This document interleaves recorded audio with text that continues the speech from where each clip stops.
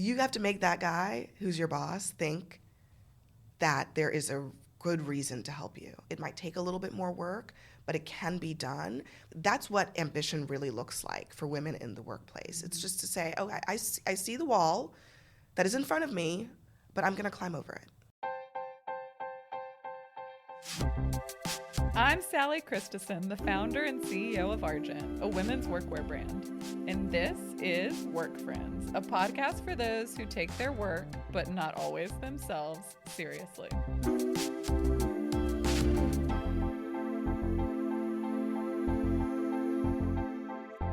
Work Friends. Today on Work Friends, I'm joined by Abby Phillip. Abby is a journalist and the host of NewsNight with Abby Phillip on CNN.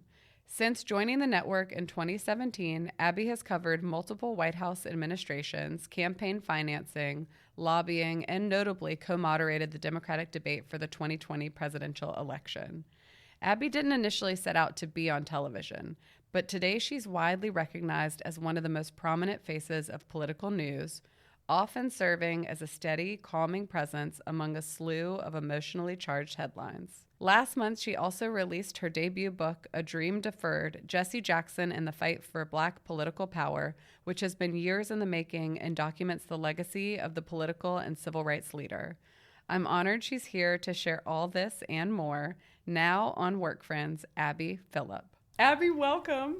Thanks for having me. I'm so happy to be here with my Argent friends. I mean, I could not be especially you, Sally. More excited. Abby's like one of my favorite people already, but I'm excited to get into things that we've maybe never talked about. Yeah.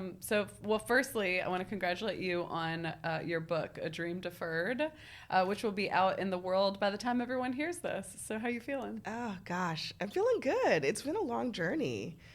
This book is like my second baby. Oh, it was actually conceived before my first baby. and yet somehow is only now coming into the world. I feel great that I did it. There were many times in this journey I wasn't sure I could do it, but here we are. Okay, there's a lot that I am looking forward to digging into, but first I want to hear about your biggest oh no moment this week. What's gone absolutely sideways and how did you handle it? Okay, well, this is fine. It's fine. It's already good. It's fine. We had our first book event of the week in Chicago, and there were no books. The books did not make it to the book event. However, like I said, it's fine. We still sold a lot of books, and people still... This actually really warmed my heart. I mean, they waited in this insane line to get me to sign a sticker that they can put in their books when they come and shake my hand and take pictures. And it was great. I mean, I was really grateful for people who came out, who stood around and waited to meet me. And yeah, but that was first book event, no books. I was like, oh boy. Those are those things too. I mean, I've had a million of those moments with starting Argent, and you're like, it's okay, it's out of my control. We just have to go with it. Yeah, just roll with it. Yeah, just roll with it. It's cool. I want to start back at the beginning. You're born in Virginia, but your family spent time in Trinidad and Maryland as well, right? Yeah. So what was your upbringing like, and what stands out about your experience? So yeah, my parents are immigrants, and they're from Trinidad and Tobago in the Caribbean. It's a little island, and they're both from a very small town in Trinidad. And I was born here, my dad was going to school in the U.S.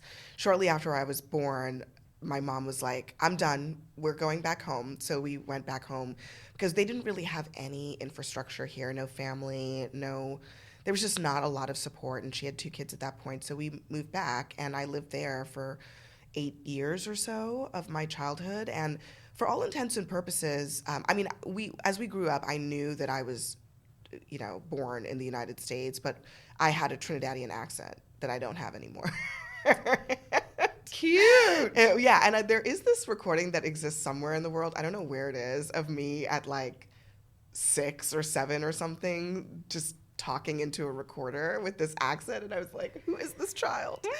I can't even fake it to this day. It's like a weird psychological thing, but yeah, I mean, we grew up there and in my grandmother's house, surrounded by all my extended family on this little island. And when we moved back to the US, it was like a whole new world. And I had to kind of start over and figure out who I was and how to just fit in this world that I had no familiarity with. I lost my accent.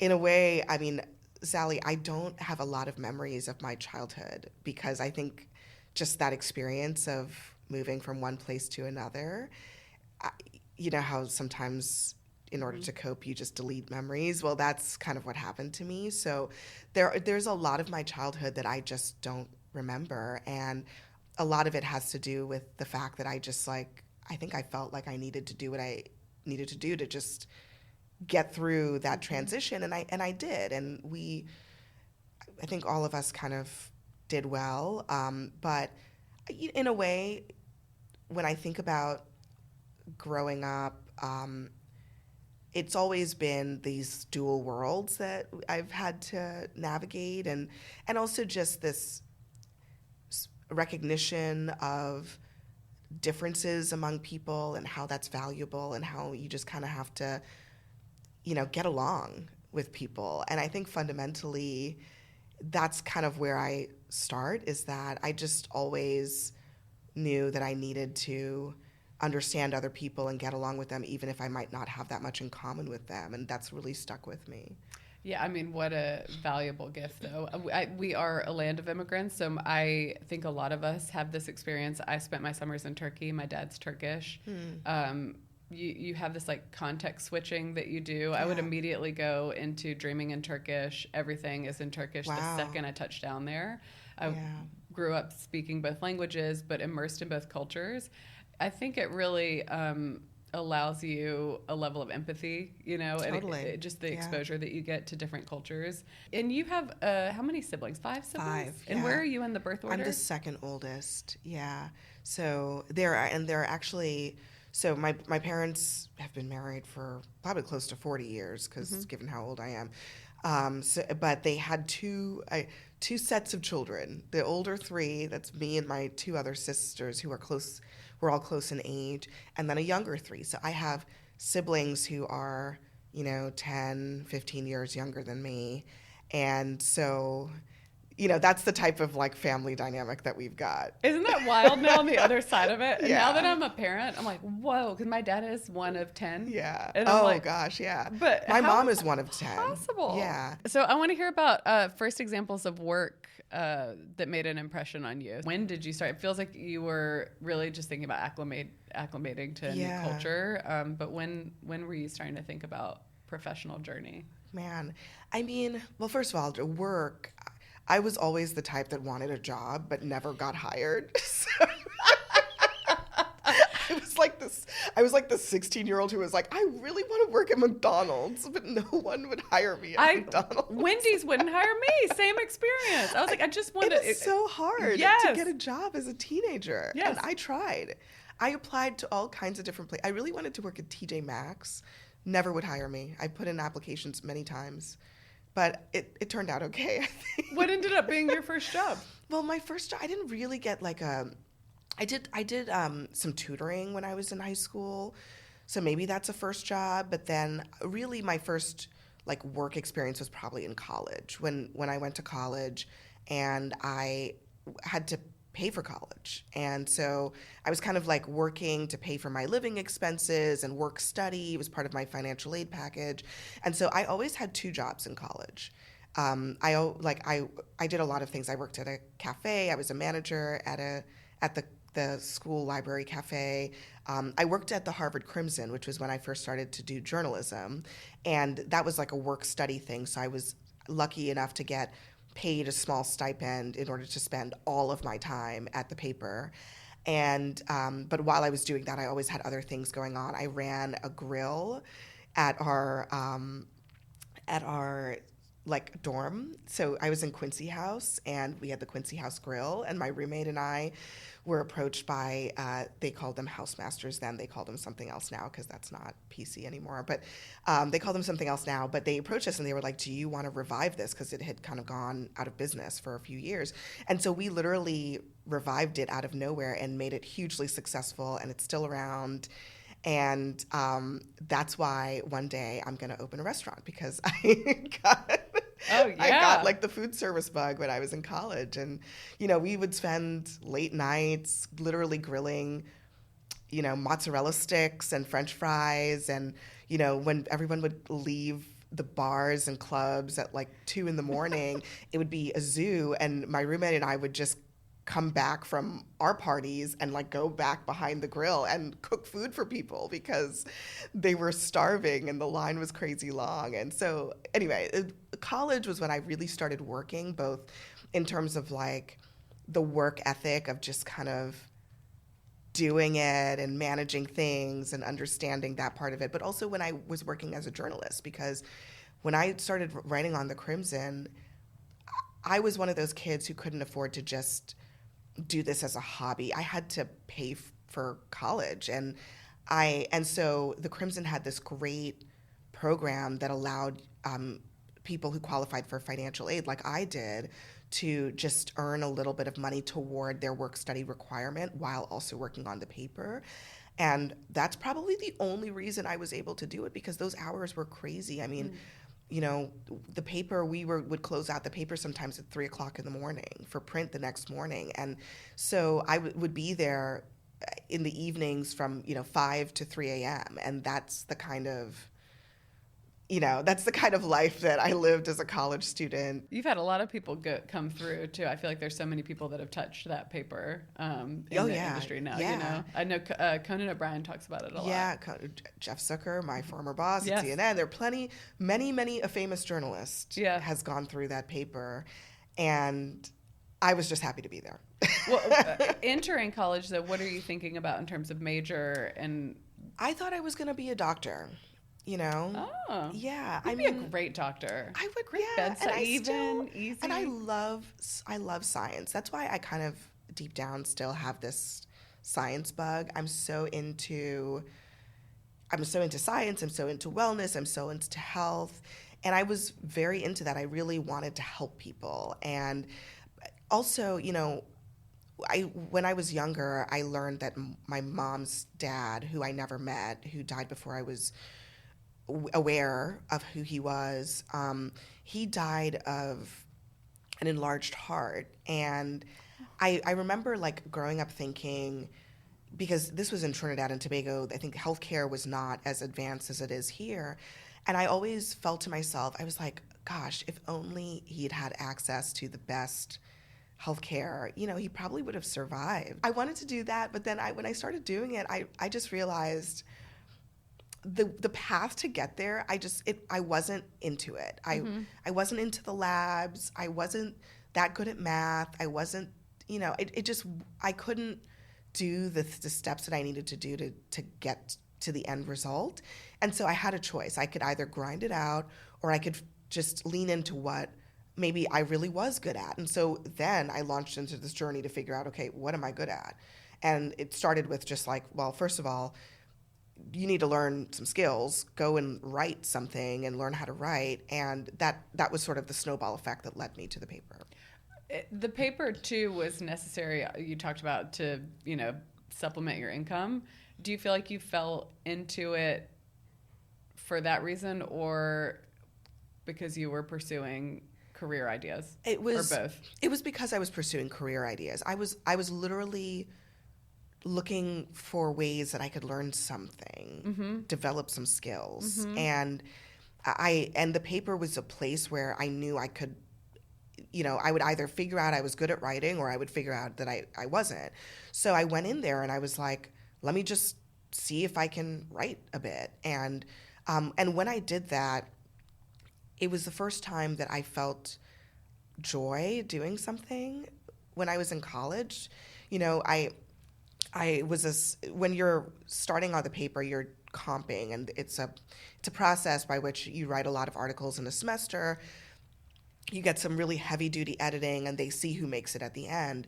And one of my first articles, I had to interview David Gergen, who unfortunately passed away this year, and was someone who he was at the Kennedy School, and he'd worked for Reagan, and he'd worked for all these presidents, and I was just like in awe. And I sent him an email asking if I could interview him, and he said yes.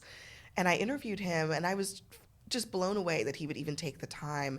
And it was the most interesting thing that I had ever done. And that experience changed everything for me. It made me feel like I was chasing that experience of feeling like I was learning something, like I was, the work didn't feel like work. And so that's why I stuck with it.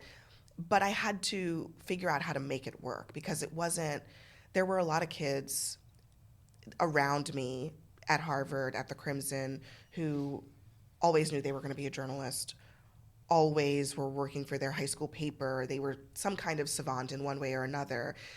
Journalism had never crossed my mind until that moment. And then I had to figure out, can I really spend all my time doing this when really I actually need to be working? I can't just do things for fun, unfortunately. So it just so happened that I was able to make it work. What did the landscape of journalism work look like at the time that you were then leaving Harvard? Oh, awful. It was dismal. I mean, this was at a time when, by the way, I mean, we were in the Great Recession at this time. And just jobs in general was an abysmal scene. But also journalism was in that period of transition where I think a lot of people didn't know if it was going to survive. All these major papers that were the pipeline for the great journalists who had come out of the Crimson were contracting. Local journalism was going out of business. It was a really dark time. And how'd you get your foot in the door?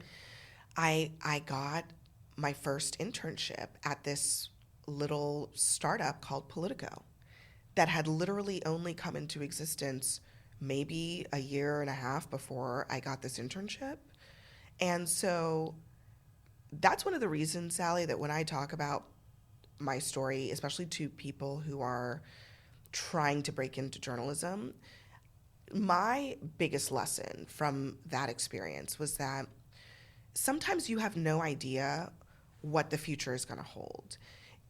A lot of people that come to me, they're like, my dream is to work at CNN. My dream is to work at the New York Times. I think that that's totally fine. But you also should be aware that the future of your business, whatever it is, media especially, might mean working at a place that doesn't exist right now. And that's what happened to me. And I truly think that, I applied to all the legacy places and they didn't give me internships.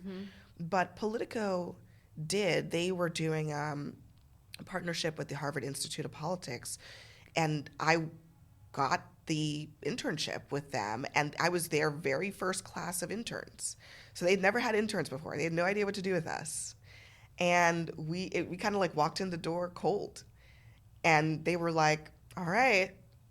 Basically, it was sort of like a make yourself useful kind of assignment. And that's what we did. The other thing, like contextually for when I was in college from 2006 to 2010 to date myself. But that was also a time slightly before the kind of big startup bonanza Silicon Valley shift, I think.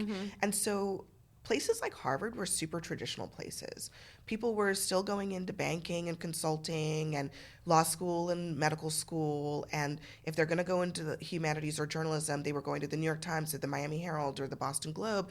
And so it was kind of before the time when now I think it's much more normal to understand that there's this constant like creative destruction that's happening where people are building new things and that those new things can be like a rocket ship for your career. But this was before people realized that.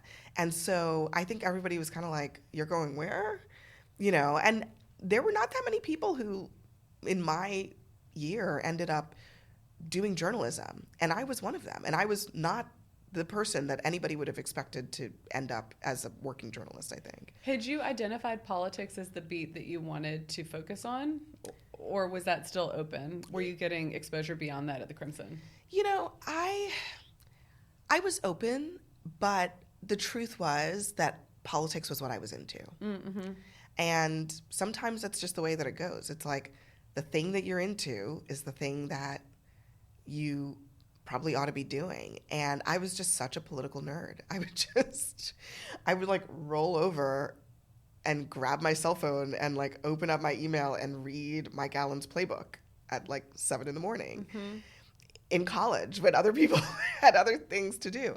And so that's the kind of person I was. And I did it for fun, not because I thought I needed to do it. It's just that I was just interested in what was being said and what was happening in Washington. And so in a way, I just had at least some forethought to follow my instincts and follow my interests. It's so fascinating. It's fascinating because you've fallen into like things that are fun for you that have ended up being your career, and your career is remarkable.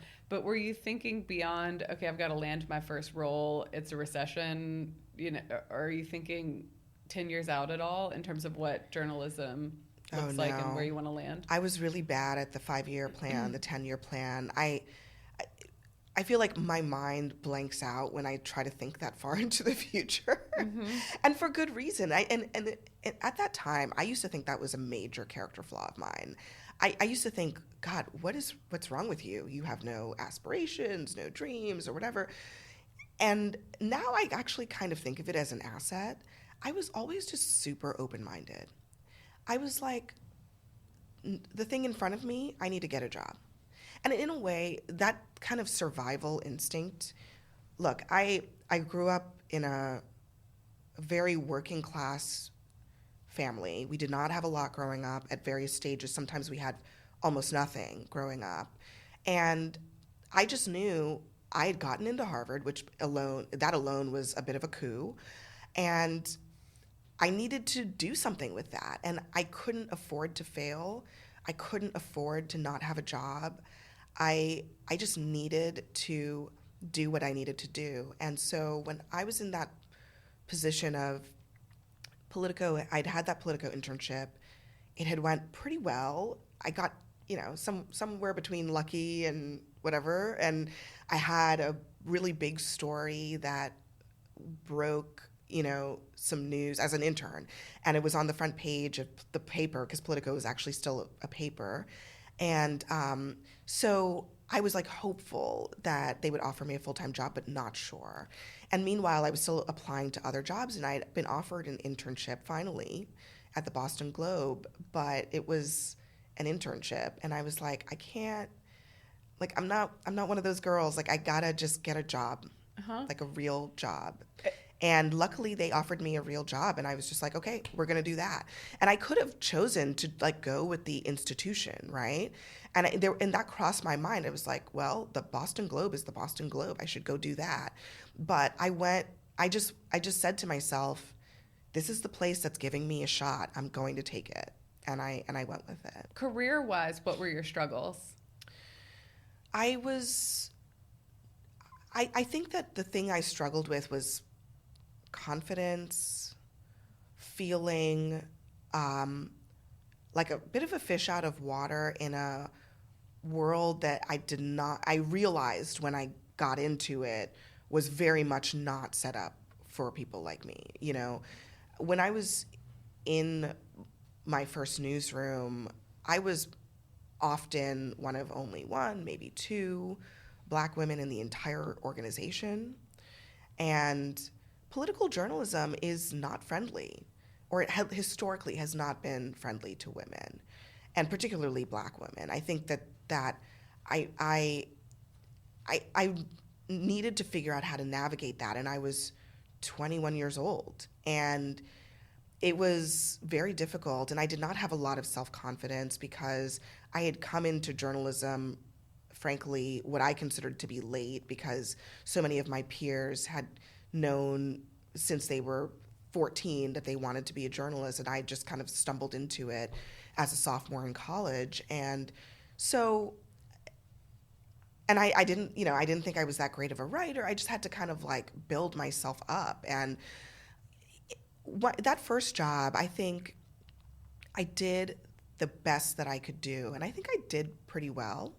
But I also had to figure out what a lot of young people have to figure out, which is navigating personalities in your workplace, navigating the fact that there were people who were very important in the organization who mentored certain people, and I was not one of them.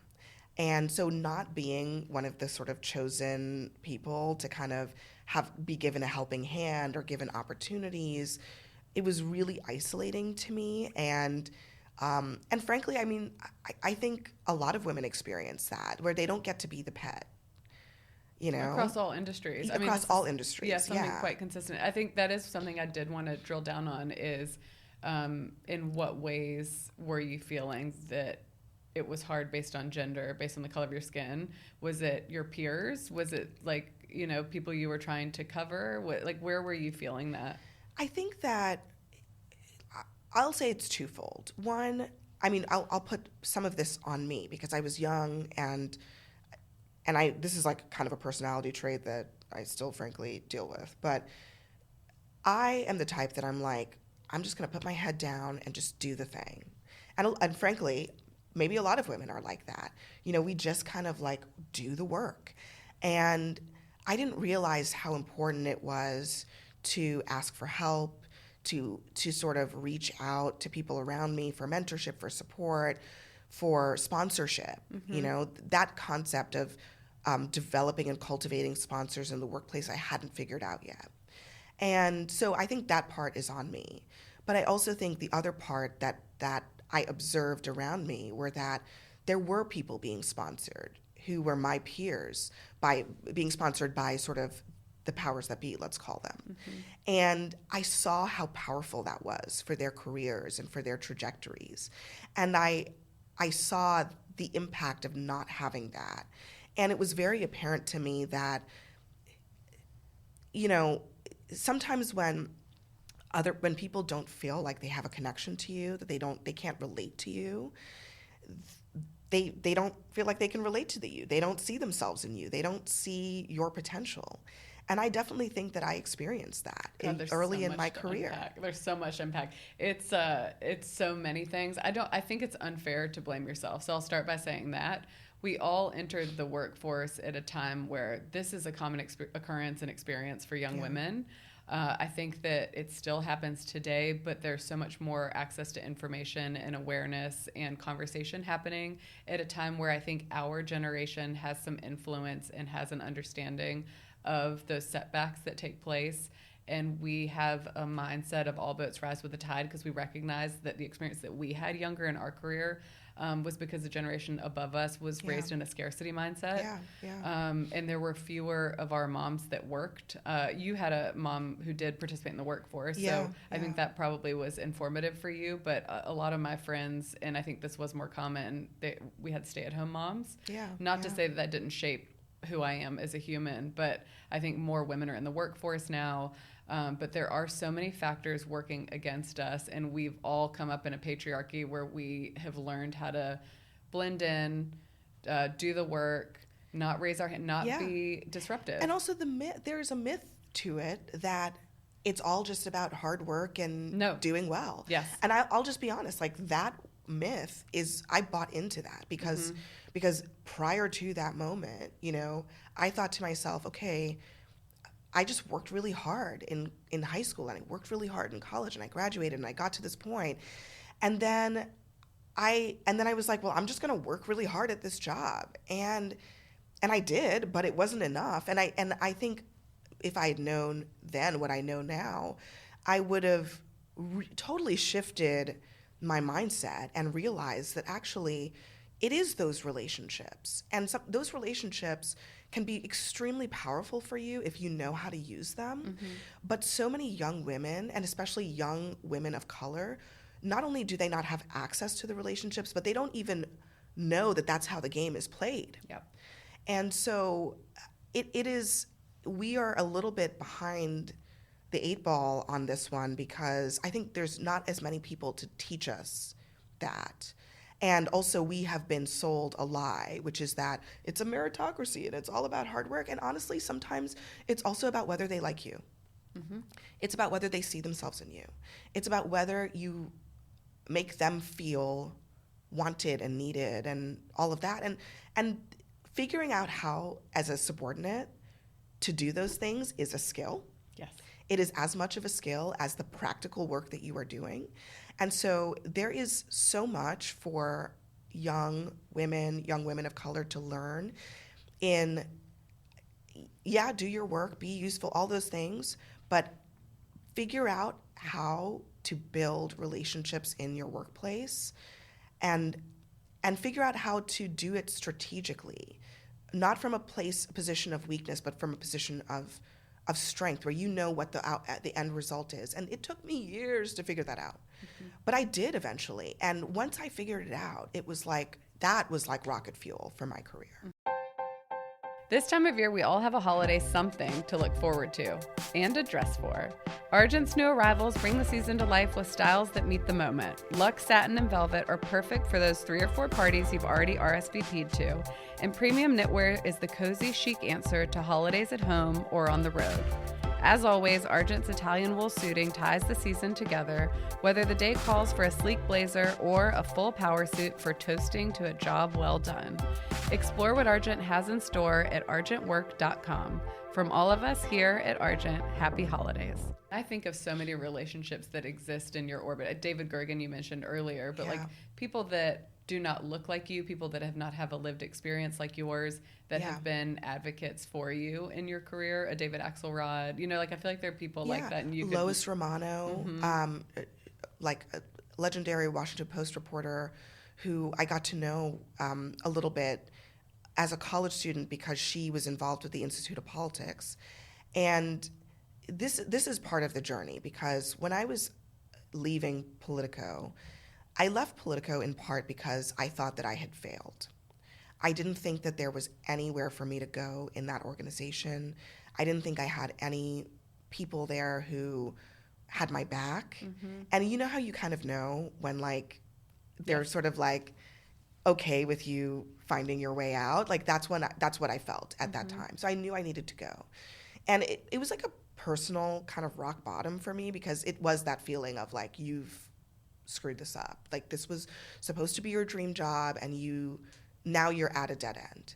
And when I hit that rock bottom personally, what I thought was my rock bottom, that's when I forced myself to admit that I needed help. Because up until that point, I was like, you're just not working hard enough. You're just not doing the things that you need to do.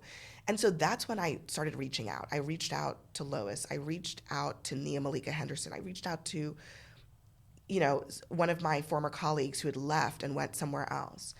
And that was a bit of a turning point for me, because the reaching out was the thing. Not every person that you reach out to is going to solve every problem for you, but what it might do is change your mindset. And it changed my mindset. And I started to think creatively about, okay, where do I go next? What can I do? Who can write me a recommendation? Who can I just have a conversation with, so that when the person that I'm applying for a job with picks up the phone and says, do you know Abby Phillip? And they're like, yeah, I do. She's great. That's literally what happened to me, Sally. Nobody at that level is really submitting references, which is the other thing I didn't really know. What really happened was that I applied for a job, and they just called people who they thought knew me.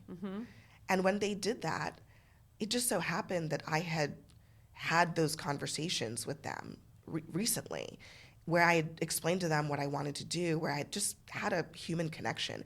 I didn't ask them for anything. I just was having a conversation.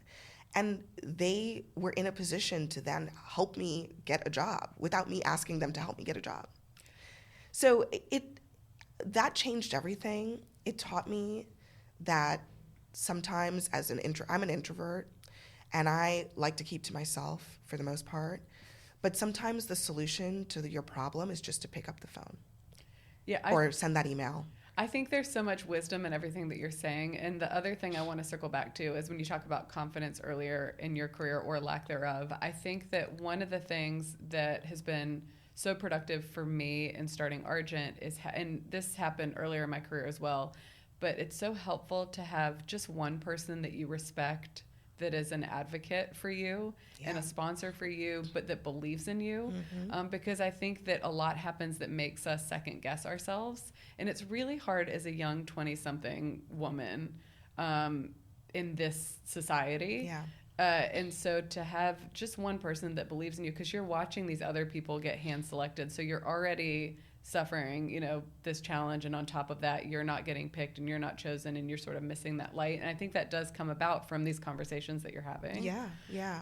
I mean, and it's like, you never know who that person is. And I also think it's really important for the bedrock of it to be not transactional. I don't want to say don't ever ask for things, because sometimes the only way you get things is when you ask, but just be strategic about relationships, because that's really what it is.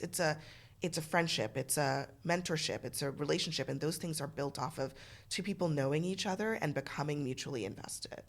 I bet you've seen some things too. I bet people have come around from your early days at Politicum. We're not going to talk about that. When did your work turn from writing to on screen? And was that a natural transition or something you were seeking out, or did that just come about? Ooh, that just came about. It was not a natural transition. In fact, it was maybe quite the opposite. When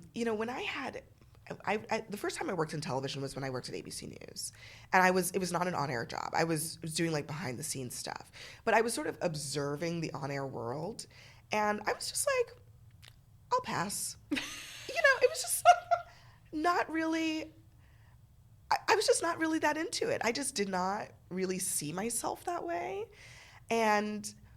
No, this is not an indictment of any person or place. It was just my reaction to being in close proximity to people who were on air, and honestly, peers of mine who really wanted to be on air. And that was the thing that they wanted to do, was like, I'm okay. I really don't need this. I don't really want to do that. I kind of wanted to go back to writing. So that's literally what I did. I left ABC and I went back to the Washington Post when I had the opportunity to. And I was like, I'm good. Like, this is the dream job. This is my hometown paper. It's a global newspaper. I could do practically whatever I want. Jeff Bezos had just bought the place, infused it with new energy. We had a great editor. I was good. And when I started going on television, it was as I was a political reporter, so they would often have me on to talk about stories that I wrote or whatever. CNN would, yeah. And I would do some MSNBC, and I'd done some TV over the years, just here and there, but nothing that was great. I wouldn't go back and look at those clips. We live and we learn, we grow. It was not great, right? And that's because it was not something that I was really focusing a lot of my energy on. But I was doing it for CNN, and I started doing it more frequently. And in the 2016 campaign, they hired me as a contributor. So I was like, great, they're paying me to do the thing I'm doing anyway, no problem. When it came time to, there was a decision point, because I knew at that time that they wanted to hire me full-time, and I wasn't sure I wanted to do it. And I in my heart, I was like, I really don't want to do it. I was like, I did not think of myself as a person who wanted to be on TV. I didn't want to be on the television rat race. I didn't want to have people looking at me all the time. Did I mention I'm an introvert? I'm like, it's hard, I think, to get an introvert to want to be like, let me put a camera in your face every day. Mm-hmm. So that was a part of me that I was like, I feel like this is going to make me really unhappy. And do I really want to do this to myself? And I sat on it for about a year. And then at some point, I really was just thinking about my future. And I was like, am I holding myself back? I mean, they wanted to hire me. And I think I was talking myself out of it because I didn't want the discomfort of doing something that I wasn't sure I would be good at, and that would kind of psychologically ruffle me. You know what I mean? Yeah. I think that there is, I'm being really real, like being on television, being in the public eye is something that, that really requires a lot of fortitude. And I was not sure that I wanted to subject myself to that. And eventually, after mulling it for a long time, the conclusion that I came to was that this was an important opportunity, and that I owed it to myself to take the shot. But the other part was just about the fundamentals of what I wanted to do as a journalist, which is to have an impact on people. And there's no question that television does that in a completely different way from what I was doing before. And I'd been on TV enough to know that even my occasional appearances on CNN, the reaction that I would get from people was way more than anything that I had ever written. The impact of my stories that I was writing, it would go so much further. And so I said to myself, well, that this is part of the job of kind of being in this business of serving the public, of being a part of this democracy in the way that I've chosen to be a part of this democracy. And I was like, all right, well, I'll try it. If it doesn't work, I'll do something else. It's a bit of a different skill set too, right, than writing, but completely different. It's a gift, I feel like, to be able to do both, like to test it out. And little did I know that, I mean, writing is in many ways the foundation of everything, including being on television. Understanding the fundamentals of the journalism that's underneath what you're seeing is the thing that I think has allowed me to do this job well. That I knew how to report. I know what a good story is. So you joined CNN in 2017, and I want to fast forward to 2020. You were the co-moderator of the Democratic debate for president. As an outsider, that seems like such a career highlight. Oh, yeah. I mean, it was a huge deal for me personally. It's a huge deal. It's undeniably a huge deal. That moment was completely out of the blue. When I got the phone call from my boss about it, I was like, who, me? What? It was just completely out of the blue. And it was the type of thing that so many people around me spend a lot of time lobbying for. And I never lobbied for it. I never once said, I would really like to moderate a presidential debate. It was just not how it went for me. And so maybe I got a little lucky, but also sometimes I think that sometimes it helps when you're not kind of throwing your weight around in that way, and you just sort of demonstrate your competency and your added value, and also when people believe in you. And I at that time, I had a boss who really believed in me. I never thought I would be able to say that I moderated a presidential debate. And to do it alongside Wolf Blitzer, who is a legend, was unbelievable to me. It also, I will say, kind of coincided with perhaps one of the lowest moments of my career, which sometimes that happens too. I kind of drew the card of having to ask a very controversial question at that debate of two of the candidates. You know, I think there was blowback from the people who didn't like it, and then there were people who thought that it was the right way to approach the subject matter.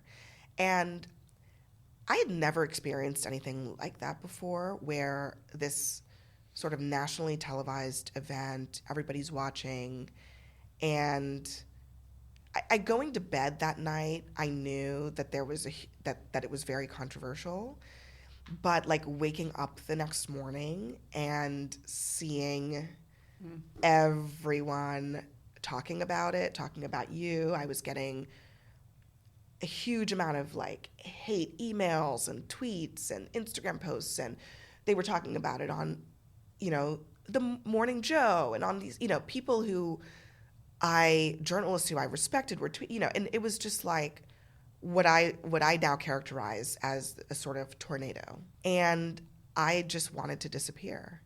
And it was very crazy. It was a crazy moment to have your career high and your career, what felt like a career low, although in retrospect, maybe not.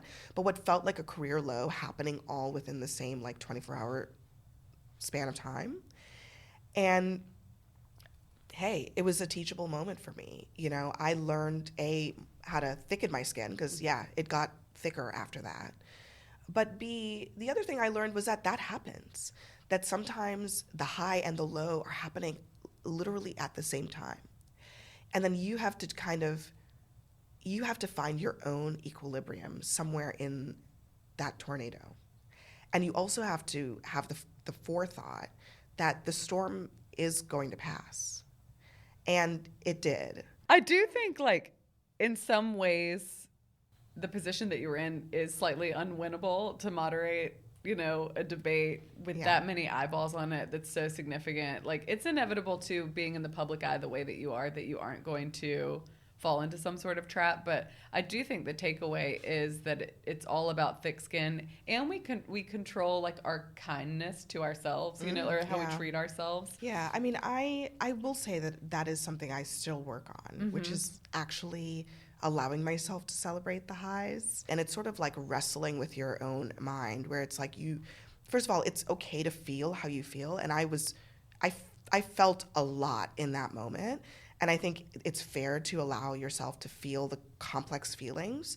But when you talk to yourself, practicing what you say to yourself and how you remind yourself of what you've accomplished and how far you've come, and reminding yourself of how much your younger self would have admired your present day self is a really great tool to get back into that right headspace. Completely. The harsh reality is our experience, your experience as a Black woman, it's harder. Like, it is, you are persecuted, you're held to a higher standard, you're going through like a lot of like BS, for lack of a better word, but like to overcome that failure that's the key to achieving the heights that you have in your career.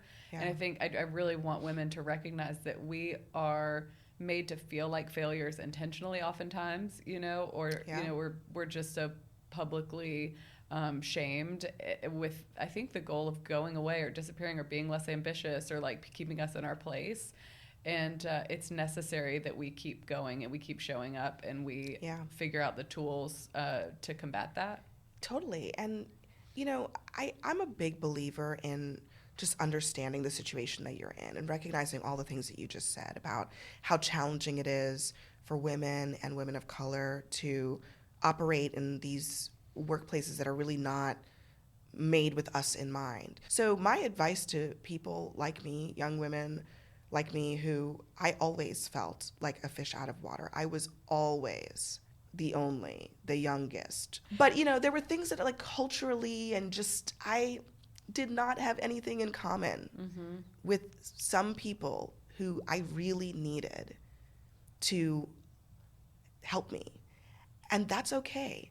I'm here to tell you that you can still do it. You can still utilize those relationships in smart ways to move forward in your career. And your job is to figure that out. Do whatever you need to do to make that guy over there who really wants to mentor that other guy who reminds him of his younger self. You have to make that guy who's your boss think that there is a good reason to help you. And you can do it. It's harder for you. It might take a little bit more work, but it can be done. And that's strategy. That's being smart. That's being, that's what ambition really looks like for women in the workplace. It's just to say, I see the wall that is in front of me, but I'm going to climb over it. Before we get into your book, I want to ask about your show, NewsNight. Yes. For those who don't know, the show features a panel of voices that sit on all sides of the political spectrum. It is truly fascinating to see you moderating often very intense discussions. So for starters, what do you value most about that format? And then I also want to hear about the calm and confident nature that you bring to being a moderator. You're really unflappable. In the most inflammatory of conversations. So what do you credit for your ability to be so effective at doing that? Well, first of all, it's fun. it's a fun show. It's exciting because it's unpredictable. And I have to say, before we did it, I wasn't so sure how this would go because I was worried that we would kind of have these like really predictable partisan conversations where the left says this about how this is going to play politically, and then the right says that about how this is going to play politically. And that's actually not really how our show goes. We kind of go a little bit deeper than just how it's going to play politically. And we're often talking about the real underlying issues at hand. And I think it forces a conversation that's more authentic and more real, and where people kind of actually have to listen to each other and think on the fly. It's not an easy show to be a guest on, I think, for a lot of people, because some people are really not used to that. Mm-hmm. They're not very experienced at talking to each other. And that's because we don't really do it that often. So it's kind of unique in that way. And I've really enjoyed the just spontaneity of it all. We go into every show and we're like, I guess we'll see what happens now. Do you have to work though on your like even steadiness? It's something that's born within you, but have you ever? I don't work on that at all. No, this is not a thing I work on. I mean, that is how I show up at that table is just who I am. Like, I am not. And in a way, like Sally, there was a part of me that was like, am I really the right person for this format? Because I am not, I don't like to be in crazy back and forths with people. And, I'm a pretty even-keeled type of person. But it turns out that I think that's actually the part of the job that works the best, which is that I let other people have their moment. And I'm there to kind of I'm the moderator. I'm here to kind of direct the conversation in ways that I think are productive and informative to the audience. So I don't work at it at all. And the goal for me is to let people speak, but also actually get real answers out of people. It's funny you would ever question that as being the right role for you, because it's you're perfect for it. It is atypical for television anchors who are notoriously humble. So I'm just notoriously, yes. Right, notoriously, yeah, no, I mean, or like notoriously not wanting, to be the center of attention. Totally. It's just, I never thought that there was a place for a person in television who was not that type of personality, and I know now that there is, not just because of this job that I'm doing, but just because that I've now seen more prototypes of the television anchor. But you have to kind of like carve out your space for yourself in that world. Okay, now we're going to shift gears, and I'm excited to talk about your debut novel, which I saw you maybe a year and a half ago at the playground, and I remember you were spending your weekends just working away on your book, and it's as we're recording this, it's just been released. Mm-hmm. And it's called A Dream Deferred, Jesse Jackson and the Fight for Black Political Power. It's the culmination of years of your reporting and research on the civil rights leader, specifically his 2 runs for president in 84 and 88. So to start, what called you to write this book, and why Reverend Jackson's story, and why now? I really wanted to tell a story about a figure in our history who I didn't think kind of had gotten enough of a treatment by history. Mm-hmm. And one thing that surprised me was that even though at first I was like, everybody knows about Jesse Jackson. There's no reason to write a book about Jesse Jackson. And then the more I looked into it, the more I realized that not only was that not really true, but also that this particular chapter of his life, I mean, having now kind of really done a survey of the landscape of his 60 plus years in public life, I really do think this is probably one of the least understood chapters of his life. I mean, they know him as an activist, they know him as a civil rights leader, but not that many people know that his presidential campaigns actually went way farther than many people remember, and that they mattered, that they had an impact that was more than just the fact that he ran. And so this book is about history. It's about the need to uncover some of these stories, and also the recognition that, frankly, some stories like this can only be told by people like me. And then part of my role as a Black woman who happens to have had the privilege of having a career in journalism is that, you know, I get to do this, and I want to write histories of figures that are going to get passed over by other people. And so that's why. Yeah. Can you share more about the title, A Dream Deferred, which is a line borrowed from a Langston Hughes poem? Yeah. What's the significance of that phrase when it comes to Reverend Jackson? Yeah, I mean, this is a story of a dream that he had when he ran in those two campaigns that did not come to fruition when he ran. And it took between 20 and 30 years for us to actually start to see parts of his dream coming true.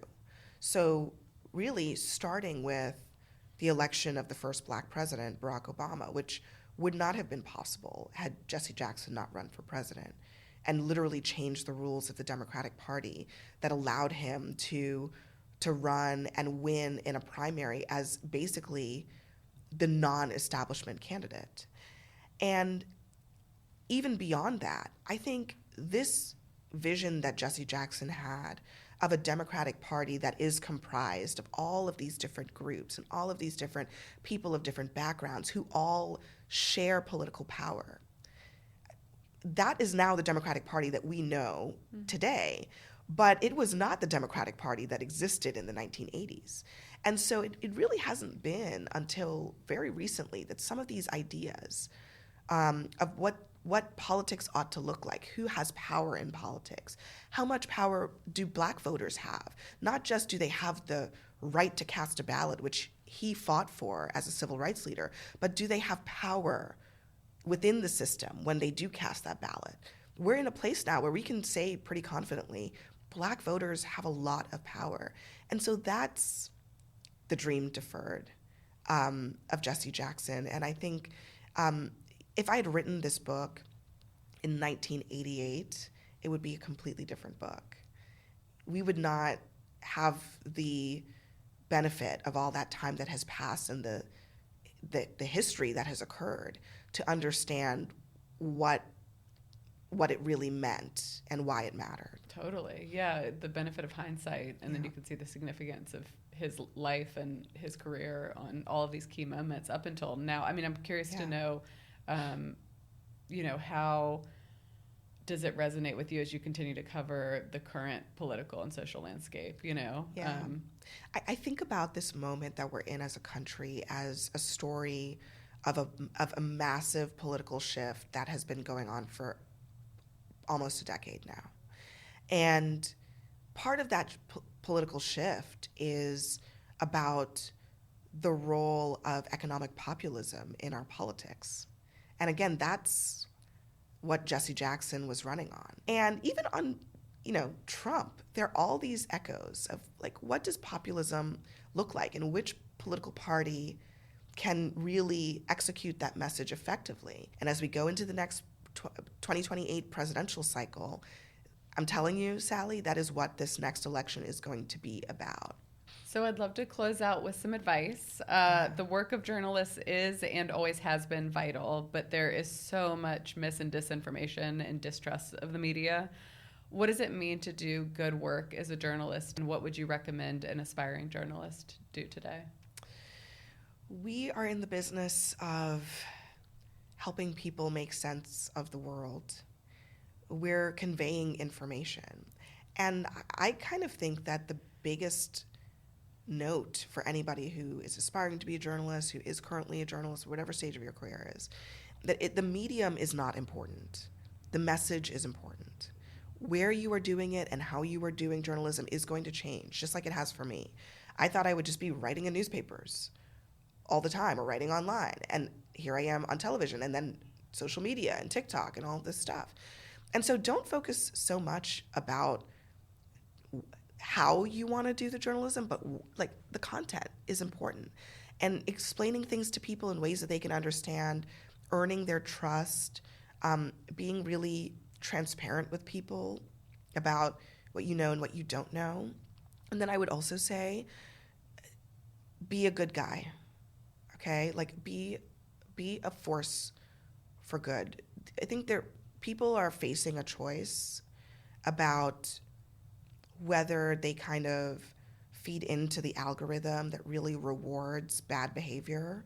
It rewards feeding rage and hatred and misinformation and things that are not really verified. And that can be very lucrative in this world. And I do think it is a choice that you make if you're going to be in the information space, to be a credible person, to be a credible source. And I do think it's worth saying to people, hey, you got to make a choice about what you're going to do, because it's very easy to get sucked in to algorithms because the reward, the reward systems are set up that it doesn't reward good behavior all the time. So just a word to the wise. We're going to close out with a segment of Would You Rather, which is my favorite part of the episode. Yes. You ready? Yeah.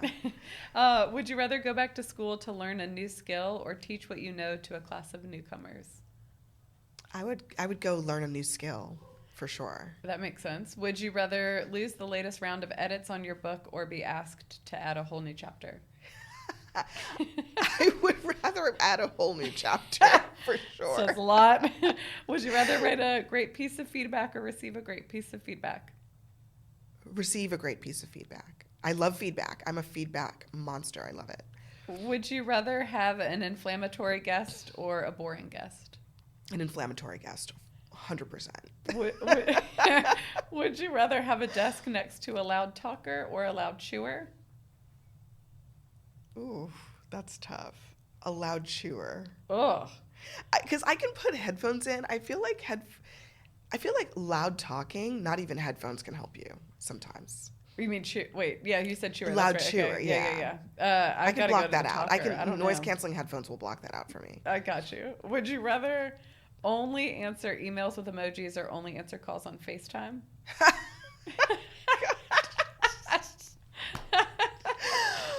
Emojis. Okay. Would you rather accidentally leave your mic unmuted or your camera on? My camera on. Would you rather, that says a lot, start a career in journalism in the early 2000s or in the present day? Ooh, that's tough. The present day. Whoa, hot take. The present day. It's way better, I think, today. So many more avenues to break through without institutions.